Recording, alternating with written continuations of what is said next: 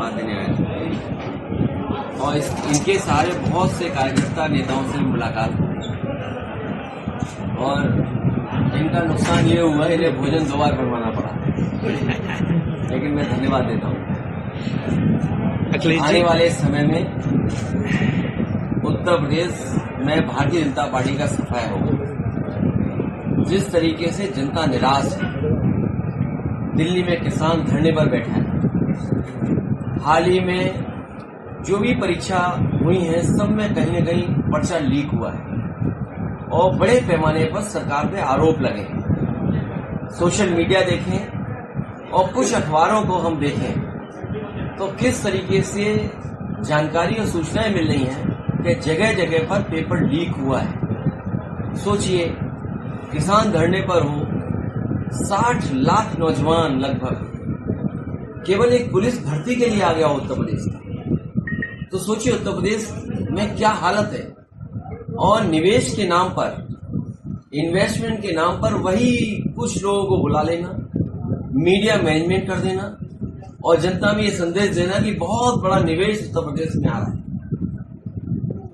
निवेश के कार्यक्रम में जहां प्रधानमंत्री आए, मुख्यमंत्री हो, देश के मंत्री हो और ये भरोसा दिलाएं कि निवेश उत्तर प्रदेश में आ रहा है, तो कम से कम अब आप 7 साल बाद सरकार को बताना चाहिए कि उनके निवेश के आने से इतने नौजवानों को रोजगार और नौकरी मिली है और इतने रुपए का निवेश जमीन पर पहुंच चुका है।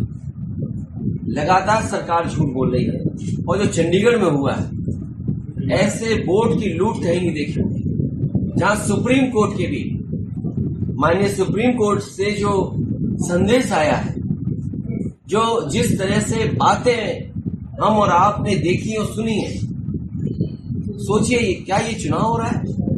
क्या भारतीय जनता पार्टी बोर्ड को नहीं लूट रही है? ये भारतीय जनता पार्टी दल नहीं है, एक गैंग टाइप बन करके काम कर रहा है। और समय समय पर हम लोगों ने देखा है कि भारतीय जनता पार्टी दल नहीं है, ग्रोह है और कोई भी काम करा सकते हैं। जब एक अधिकारी से वोटों में हेर फेर हो सकती है, खुलेआम सीसीटीवी पे देखा। मैं बधाई देना चाहता हूं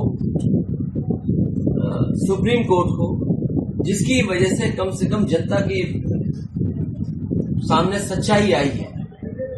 और बधाई उन लोगों को भी दूंगा जिन लोगों ने आखिरी वक्त तक वो लड़ाई लड़ी।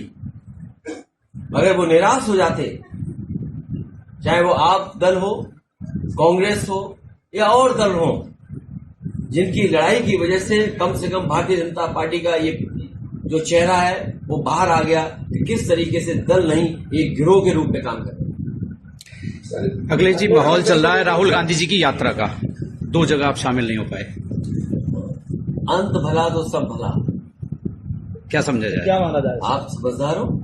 सर, गठबंधन होगा? सीट शेयरिंग को लेकर के विवाद छिड़ा हुआ है।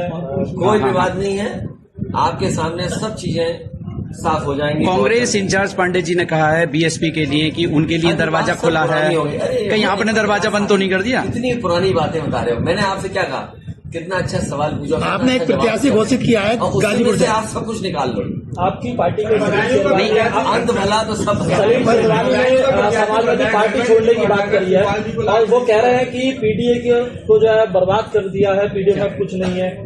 अखिलेश अच्छा, गठबंधन नहीं होता है तो आगे आपका नाम लेकर के निशाना साध। कोई बात नहीं। हाँ, वही राजनीति में कई ऐसे मौके आते हैं, लेकिन समाजवादी पार्टी की कोशिश रहेगी कि लोगों को जोड़ना, लोगों को साथ लाना। अगर पार्टी में कहीं कुछ नहीं कभी दे पाए तो समय आने पर बहुत से लोगों को देने का काम पार्टी करेगी। गठबंधन नहीं हुआ अखिलेश जी, तो क्या किसान इंडिया का क्या असर रहेगा? इंडिया का असर क्या रहेगा? कांग्रेस से गठबंधन नहीं हो पाया। ये क्यों सोचते हो आप? मैं कह रहा हूँ पत्रकार साथी, क्या बात मैंने कही उसी में से सब कुछ निकाल लो और 2 घंटे बाद सब पता लग जाएगा। जहां कांग्रेस अपनी सीटें मांग रही थी वहां तो आपने घोषणा कर दी कई जगह। अरे मैं आपसे क्या कह रहा हूँ? आपको चिंता और हमें इस बात की फिक्र करनी चाहिए कि भारतीय जनता पार्टी पर्यायवाची या भ्रष्टाचार की, ये नहीं दिखाई दे रहा हमें। अच्छा, स्वामी प्रसाद जी ने नई पार्टी बना ली है, क्या इंडिया में उन्हें जगह मिल पाएगी इंडिया गठबंधन में? देखिए, इंडिया गठबंधन बहुत आगे बढ़ चुका है बाद में लोकसभा में पुराना गाड़ी रहेगा या कोई नया चेहरा आ सकता? यहाँ पर टिकट मत बांटो भाई।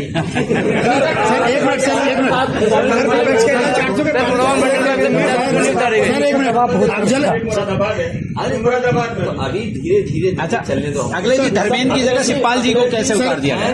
धर्मेंद्र जी की जगह शिवपाल जी को। धर्मेंद्र भी लड़ेंगे, वो धर्मेंद्र भी लड़ेंगे, चाचा भी लड़ेंगे। मौर्य कह रही है पहले चाचा भतीजा भागा, अब चाचा भागेंगे। देखिए ये उत्तराखंड में एक्सपेरिमेंट कर रही है बीजेपी, और बीजेपी नफरत का भी पर्यायवाची है, भ्रष्टाचार का तो है ही है। और जिस तरीके से पर्दाफाश हो रहा है तो आप समझ लीजिए कि कितने कमजोर हैं वो लोग। आपका सीट का क्या अंदाजा है? किसान आंदोलन पे हो, नौजवान बेरोजगार घूम रहा हो, नौकरी के लिए जो परीक्षाएं हो रही सब लीक हो रही हो, उनके पास क्या रास्ता है? इसीलिए ध्यान हटाने के लिए सरकार जानबूझ करके इस तरह के कानून या इस तरह के फैसले ले रही है। इसलिए उत्तर प्रदेश के मतदाता और देश के मतदाता सर गाजीपुर से टिकट दिया गया है। भारतीय जनता पार्टी का सफाया हो, तभी संविधान बचेगा, तभी लोकतंत्र बचेगा, तभी हमारा बाबा साहब भीमराव अम्बेडकर जी का दिया हुआ संविधान से देश चल पाए। क्या सर गाजीपुर से पूछ कर आए फिर से। बीजेपी को सोचना चाहिए, जब किसान नेता चौधरी चरण सिंह जी को भारत रत्न दिया जा रहा है, स्वामीनाथन जी को भारत रत्न दिया जा रहा है, कम से कम उसके रास्ते पे तो चले बीजेपी।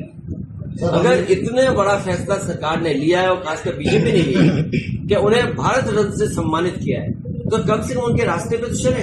स्वामीनाथन जी ने जो फार्मूले बताए हैं कि किस तरीके से आय दोगुनी हो सकती है किसानों की, कम से कम आय दोगुनी तो करें सर। हमारे किसान नेता चौधरी चरण सिंह जी जो सपना देखते रहे कि किसान हमारा खुशहाल हो, कम से कम भारत रत्न मिला है उन्हें, तो इस रास्ते पे तो चल के दिखाए बीजेपी। सर ये जो मुख्तार अंसारी जी के भाई को गाजीपुर से टिकट दिया गया है, लगातार तो सर वो कह रहे हैं कि सर एक मिनट, मुख्तार अंसारी के भाई को, हमारे साथ थे, अंसारी को जो भाई को टिकट दिया गाजीपुर से, मुख्तार अंसारी के जो भाई हैं गाजीपुर से अफजाल अंसारी को, तो वो तो शायद गैंगस्टर के आरोपी हैं और बीजेपी में जेल में है। बीजेपी में सब वो जेल में है सर, क्या संदेश जाएगा भाई ये बताइए? नहीं, बीजेपी में आप, हाँ बहुत अच्छा सवाल पूछा उन्होंने।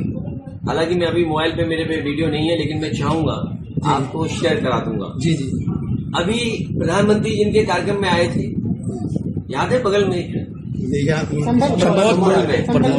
वहां पर जिन स्वामी जी के कार्यक्रम में आए थे, उन्होंने ये कहा कि उत्तर प्रदेश के सबसे बड़े माफिया मुख्यमंत्री जी हैं।